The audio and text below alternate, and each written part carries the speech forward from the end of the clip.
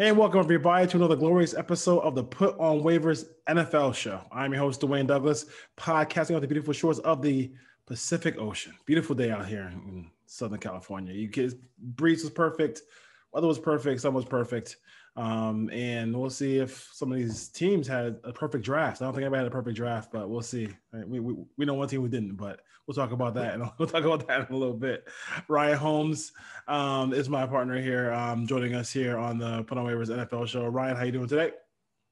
I'm doing good. It was a beautiful 79 degrees in Southern California today, so I can't complain.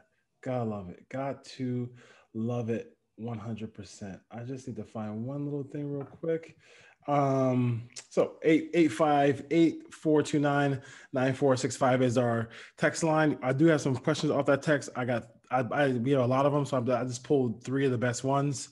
Don't let that discourage you from contacting the show. I definitely appreciate all the love. We definitely appreciate all the love, and all the listens and all the follows and everything like that. RTPOW podcast is our Twitter handle. And Ryan, what's yours? It's our home 22. All right. Hold on. Car alarm going off. Car alarm going off. Somebody's battery going off. Hang on. Cool. It's over. There we go. So, the Raiders. We're usually on the NFL show we do NFL first, and then we go to the Raiders in the silver lining. But we're going to start the silver lining right now for Raider Nation, so we can get some stuff off our chest. We're only going to do the first two picks of the draft. We have a long way till September to the game. So let's just say some of that content. So the draft, we know, everybody's waiting. The way the draft was going, I was like, it's funny because last week we talked about it, and I said, hey, you know what? If I was running the show, I would just, because there was more left tackles than there were safeties, I was like, yo, go ahead and just draft Moehrig, just draft Richie Grant, just draft him now. Like, get it over, secure that, and then, second round, we can find a tackle. And there was a lot of tackles who went in the second round. What are your thoughts about how it played out for the Raiders? Like, it doesn't sound like it's a collaborative effort with the whole organization. It feels like the research staff and the scouts will get the information, but the coaches, the position coaches really run the draft for them, it seems like. That's what it sounded like. The Alex Leatherwood pick in the first round, we heard a lot about Tom Cable was, jumping on the table, pounding the table for him. He should have input. I don't think he should have the final say or sway. Clearly, Mayock and Gruden were interested in this pick. It just leads me to believe that I'll call it a reach. I know there's some reports that Baltimore was interested at the back end of the first round, but they could have traded down and pick, move down 4, 5, 6 spots, pick up an extra 4th round pick or something. Clearly they didn't. The fact they came out and said that Leatherwood was the number 1 offensive tackle on their board over Penei Sewell or Rashawn Slater is surprising, which leads me to a number of different questions that we won't address tonight. But there's something going on in the evaluation room inside that building. But the biggest thing is they clearly want to run the ball. And Alex Leatherwood brings the ability to be a very good run blocker. Now, He's got a lot of technique. He's got technique stuff he's got to work on. They're moving him from the left side to the right side. He has never played right tackle. So there is an adjustment there. But he needs to step in and play at least average, if not above average, as a rookie to make this pick worth it. There were some better players on the board. Clearly, they valued him over Darashaw. Reports are the Vikings wanted to come back up for Darashaw. They should have made that trade. I don't think the Vikings were taking Alex Leatherwood, so they could have gone down to 23. And if someone jumps up and takes Leatherwood at 21 or 22, then so be it. There's plenty of other tackles on the board they could have taken, but they wanted the big physical run blocker, and that's what they're going to get. And and he does fit this scheme. Don't get me wrong. He's an outside zone guy. He moves very well for a guy his size. He's going to be great in this scheme. I'm just concerned when they get behind in games, and he has to pass block, and he has to block Bosa and Miller and, guys off the edge of Kansas City. If they flip Clark over there, he's gonna struggle as a rookie in pass protection. So that's something that will happen, and we should expect to see. Yeah, and it's going to be in the NFL is a one-on-one blocking league. I mean, very few times you see people like once in a while, if it's like somebody who's really atrocious, like Brandon Parker, you'll see somebody stay in and chip stuff like that. But for the most part, they let you go out there by yourself, especially on the tackles, right and left. And they usually put a lot of teams now. And Von Miller, I mean, like I can't say Von Miller started it, but a lot of teams are now, kind of flipping their ends where they're not gonna bang their head against the star left tackle. If you're weak on the right side, they're gonna send that guy at your right tackle and try to get in the quarterback's face. Yeah, you're going to see blitzes come off that side. You're going to see stunts. You're going to see the best pass rusher in one-on-one situations. So Leatherwood's got his hands full, and if this is Tom Cable's guy, he's got to coach him up. He did a great job with Colton Miller. I would argue that he has not done a very good job with Brandon Parker. So he gets a lot of love for Colton Miller's progression, but he doesn't really have a track record of developing linemen. But this player run the ball. Yeah, this player is a starter. He is not. Yeah. He's not a Damon Arnett type reach. He's just hey, you could have got him in the second round. You almost lost. I mean, if San Francisco said, hey, you know what, we have no place for Trevon Moehrig, we'll just take him. Like the Raiders would have been up, creek if that had happened. So they were kind of lucky in that sense. I would have grabbed a safety first and then try to get the tackle later on. Is it the run blocking of Jenkins and Christian Darrisaw? Is not the run blocking is just okay, and they're elite pass blockers? Is that basically it? I mean, it is still a passing league. You're still gonna, no matter how much they run, they're still gonna pass more than they run, regardless, right? Yeah, that's the interesting thing, because you're gonna ask basically the top two tackles on most boards, except for the Raiders, which clearly they've said were Penei Sewell and Rashawn Slater.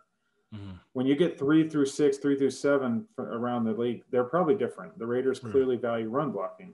It's 2021, and you're going to have to pass early, and you're going to have to pass when you're behind. So a lot of teams would value Darrisaw because he's a much better pass blocker. Yeah. Jenkins is a good run blocker, but he's more of a power scheme fit. He's not as much an outside zone, which clearly is what the Raiders are going to by putting James in at center, having Miller on one side, and Leatherwood on the other. The second round pick, Trevon Moehrig, basically saved the draft, in my opinion. They can't run this scheme without a free safety. And you saw how important the safeties are in this scheme because they drafted 3 of them. Yeah. So they have depth. Gus Bradley needs to have a weak side linebacker. He needs to have a Leo, and he needs to have both safeties to run the scheme. And clearly that's what the Raiders did. Basically from the second round on, they loaded up on safeties. Yep. They got another Leo, which is great, and then they got someone that can convert to weak side linebacker. But Moehrig, if it wasn't for the injury at his pro day, which no one really knew about, apparently there was a back issue that some teams were scared off by with an MRI.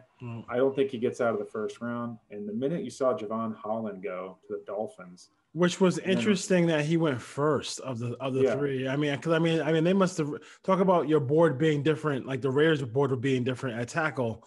Their board, the Dolphins board, being very different at safety because he was third on everybody's list. Yes. So it's probably just a scheme fit. He can get down in the box. He can play a little in the slot. That's probably what they wanted him to do. Whereas Moehrig and Richie Grant are true free safeties. They're going to play the center field position. Moehrig has a lot more experience in cover 4 than he does in a cover 3, but he has the skills to transition over into a cover 3 based defense. But when Richie Grant came off the board at 40, I was sweating. I was like, all right, there's one guy left. If they don't get him, this defense is going to suck again. When I saw the Falcons make that deal, I mean, we were texting. I was like, oh my God, what's going to happen here? Are they really going to miss out and end up with Andre Sisco?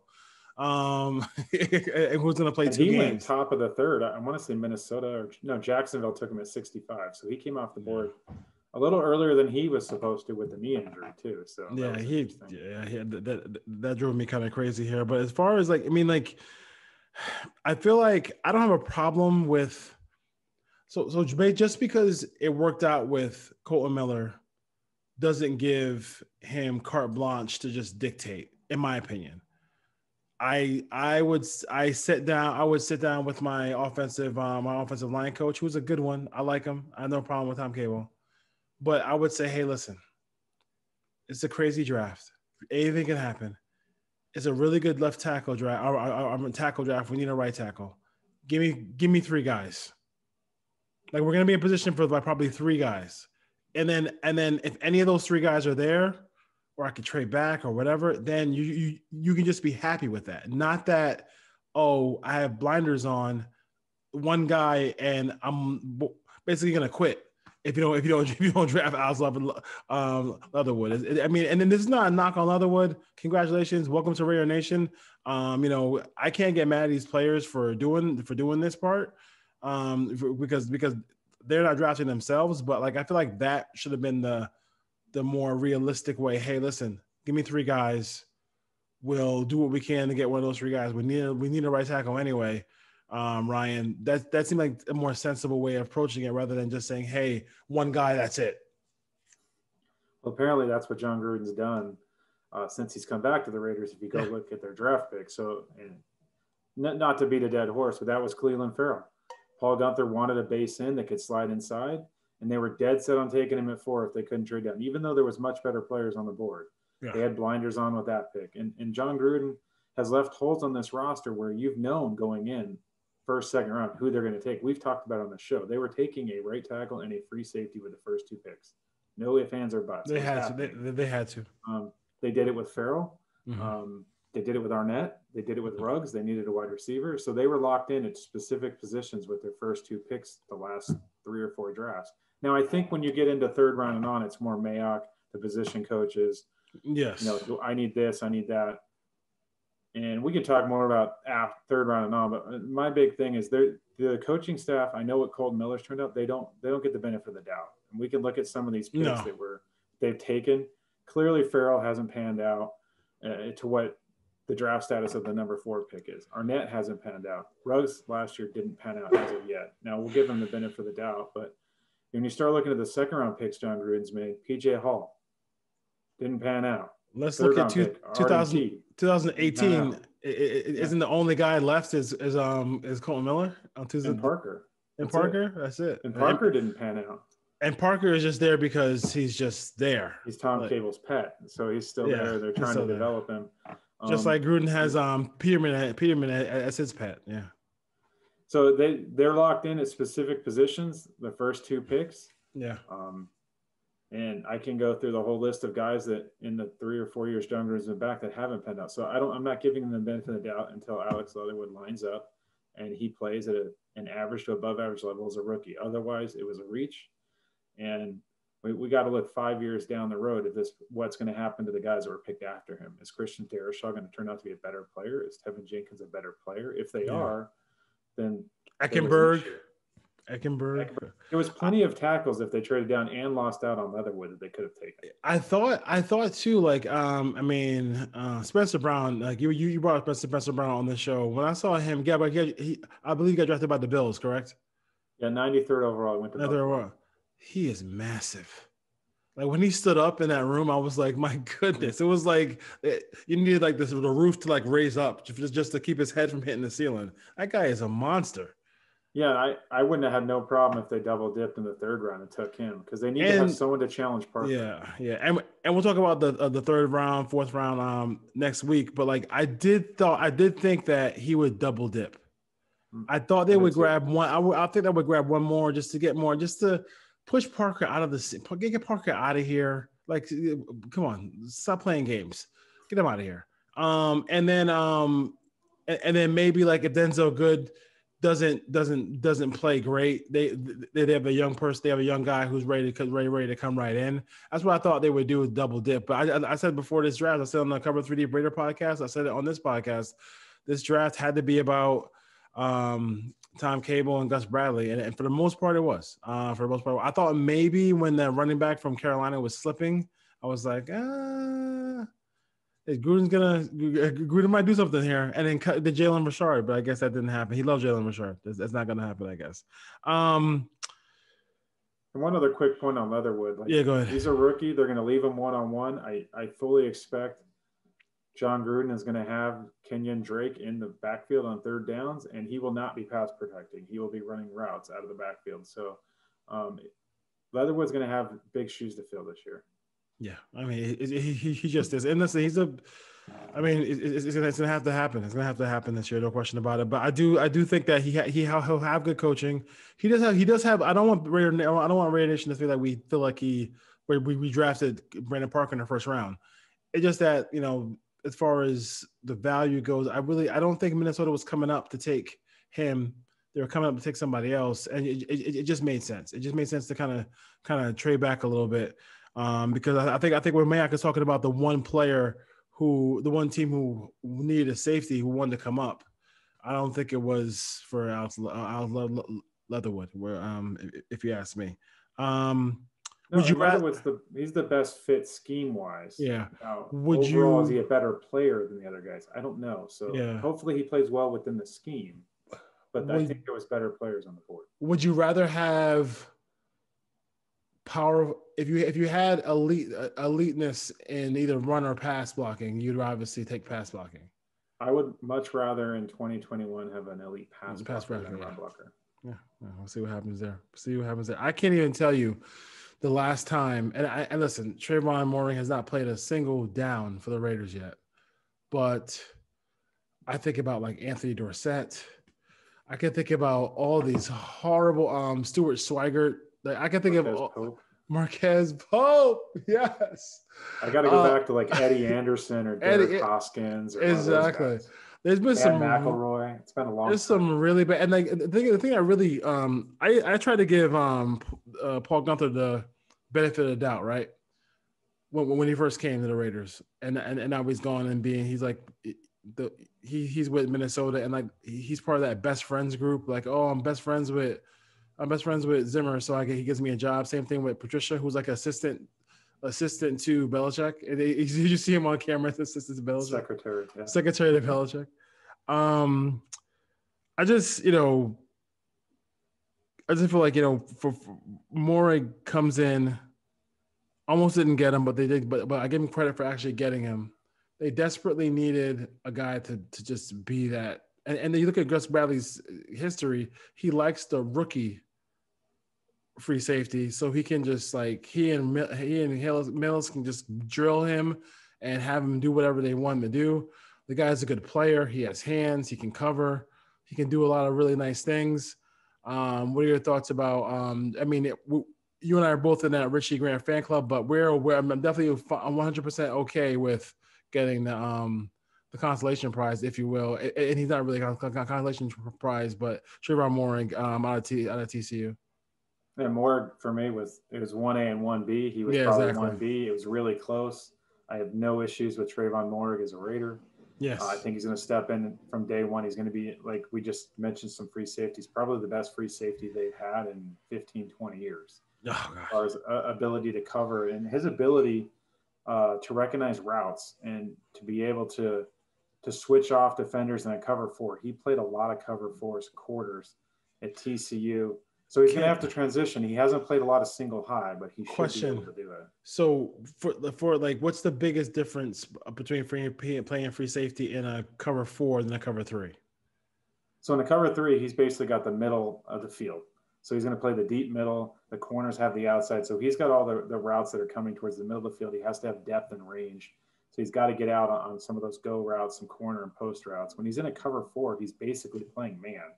So he's lined up on number two, wherever the number two receiver is. Yeah. And he's reading that guy in breaking routes. So if number two goes out, then he's taking whoever's coming in. So he does a really good job of reading the route combinations of the receivers, whether it's a 2x2 or a 3x1 set, and being able to have the man skills to cover those guys. So they can use him in coverage, and Gus Bradley is going to run some cover four. Mm-hmm. It's going to be mixed in.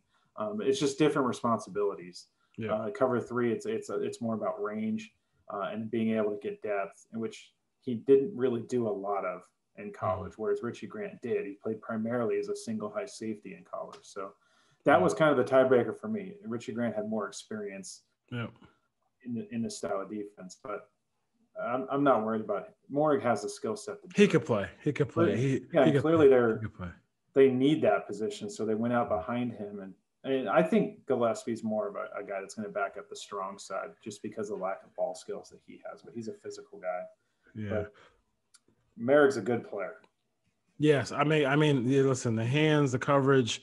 When I think the thing when I watched the film on him, seeing him just, I know they play cover 4, just seeing him just point out the combination. I mean, I'm like, dude, what's this? This is like he's like telling his DB, "Hey, this guy's yours. I'm taking this guy." I'm like, dude, I mean, and it's so fluid. His hips turn. He sees it fast. Too. He sees it. Yeah, he knows like that's his knowledge, and that's him like watching. He's in the film room. He knows. Like he knows when he's playing he knows when he's playing an opponent.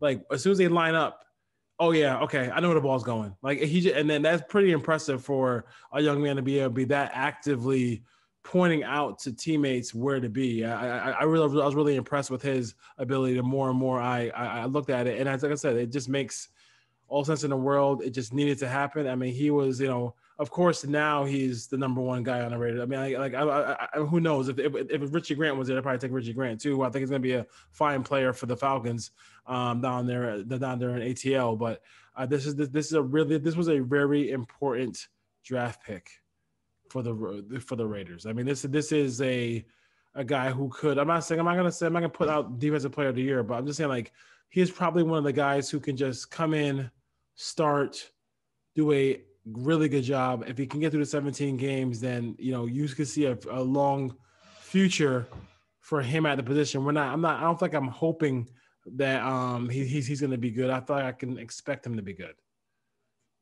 He has the ability to be a Pro Bowl player. He's that good. So he is really good. If he makes a couple of Pro Bowls here in the next couple of years, I wouldn't be surprised. And if the Raiders somehow get a defense that gets up into the 15 to 20th range, just the teens, he's going to be a big reason why. Yeah, the teens. We're not asking we're not asking for much. I lost my earlier. I lost my train of thought talking about Paul Guenther, but like when Paul Guenther really lost me, where I was done when he came at the media for criticizing Reggie Nelson, and I'm like, dude, like.